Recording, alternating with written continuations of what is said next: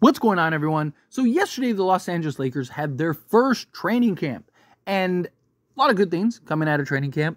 I did a whole video kind of breaking down the ins and outs of day one of training camp, but the kind of day one standout was consensus Max Christie, and that's great, right? I'm so happy to hear that. Seriously, I have incredible expectations.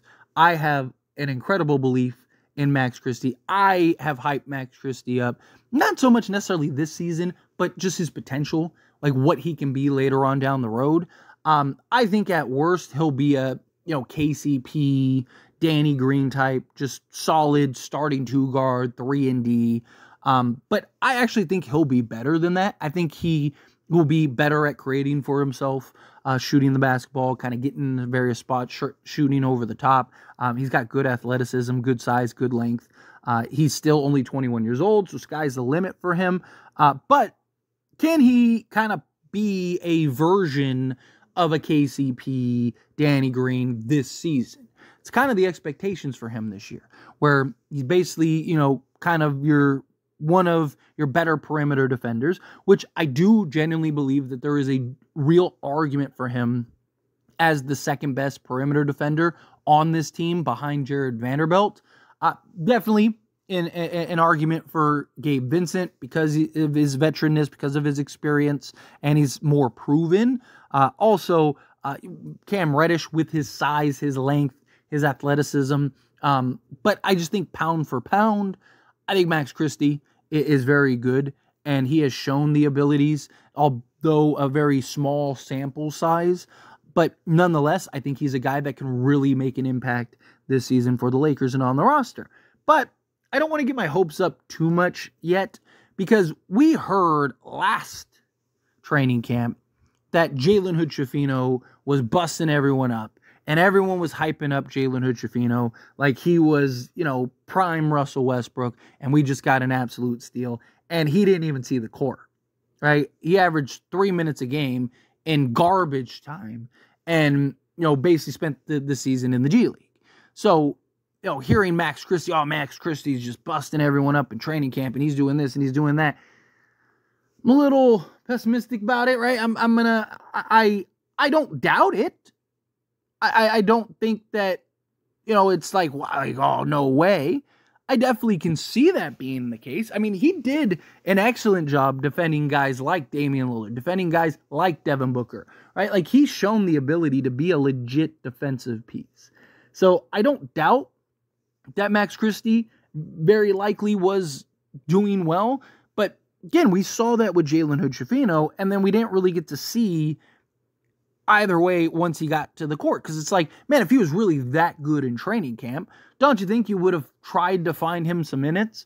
Especially when you had stretches during the season where you really could have used Jalen Hood-Schifino, right? When you had like Gabe Vincent out, and before you got Spencer Dinwiddie, and you were using Austin Reeves as the primary playmaker, and it was just like not working, and you could have used the guy in Jalen Hood-Schifino who could have came in and used his size, used his strength, used his athleticism, a guy that can essentially slot 1 through 3 because he's got such good size and good length, at 6'6". So, we heard this, kind of been there, done that with the young guy. Now, in Jalen Hood-Schifino's defense, he was excellent in the G League.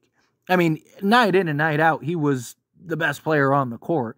I mean, the guy was giving you 22, like 6-6, something like that off the top of my head, in the G League, and was just busting folks up. So he was very good in the G League. And yes, I understand the G League is not the NBA, but as a 20-year-old rookie coming in and dominating, kind of the B squad, like, that's good. It's a good sign, right? That, hey, hopefully he eventually translates once you get to the actual NBA level. And he also shot really good from three. Shot like 41% from three-point range.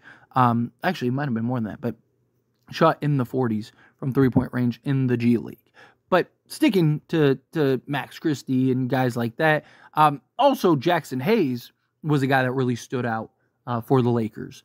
And that's good. It's what you want to hear, right? Because Jaxson Hayes is going to be playing a big role, more likely than not, this season for the Lakers. Unless the trade ends up going down, he's probably the main backup.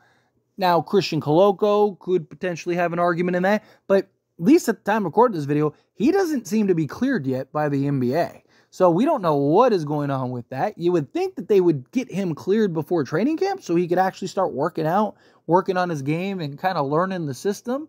But so far, nothing. So Jaxson Hayes, you need the best version of Jaxson Hayes possible. You need Jaxson Hayes to be great for the Lakers. And he talked about how he needs to be better disciplined on the defensive end, right? He's been working on his game, kind of working on his lateral movement, things like that.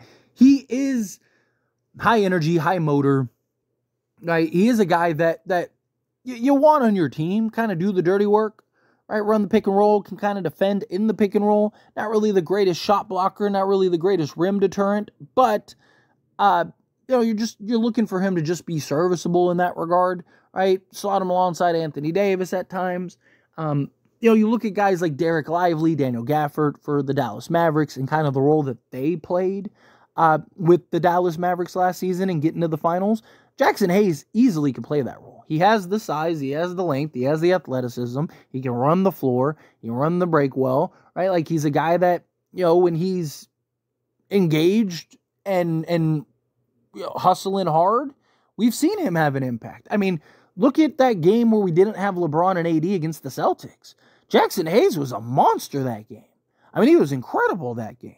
We were all kind of like, man, if you could get that every night, we might be the best team in the NBA. It's just like, this guy is a monster. And then it's just the lack of consistency. But it also is the lack of role, right? The lack of opportunity. He didn't really get a ton of consistency playing under Darvin Ham. So hopefully JJ Redick kind of puts him in a better position consistency-wise and just playing time.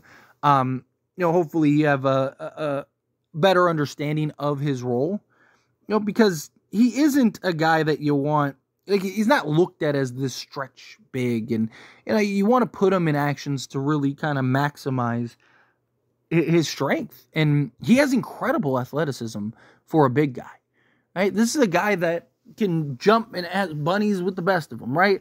Like, so put him in that position to be that constant lob threat, put pressure on the rim, put pressure on teams to have to be worried about that, right? Put him in some pick and roll action, put him, as the cutter, right? Like, there's ways to really kind of maximize Jaxson Hayes, but really a lot of it boils down to him, right? He was right in his assessment where he talked about, like, I need to be better, just defending and being disciplined and not fouling, and watching the way I set screens, because that was a huge problem with him. I mean, he averaged like a turnover a game just in setting picks, and not being patient, not letting the primary ball handler, whichever guard or LeBron, whomever he was setting the pick for, kind of make their move before he made his, right? So he's got to have better discipline, period.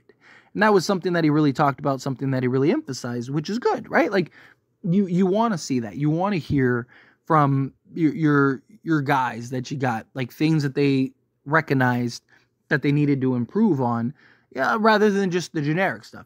Like, oh, I've been working on my shooting, and I've been like, okay, well, what else have you been working, right? Like, obviously, especially a guy like Jaxson Hayes, who, again, he's not a 3-and-D wing, right? He's not a guy that's going to be playing that type of role. He's a guy that is going to be setting screens and is going to be rolling to the basket and is going to be asked to defend at the rim, right? He is a guy that is going to need better discipline and better timing and better understanding in those regards, right? So the fact that he recognized those things and he's been working on those things all offseason is really good, right? Like, just staying patient, staying in the flow of the game, right? Understanding your role, playing your role, and working on the things. But Jaxson Hayes and Max Christie being the two kind of clear-cut guys, again, great to see, great to hear.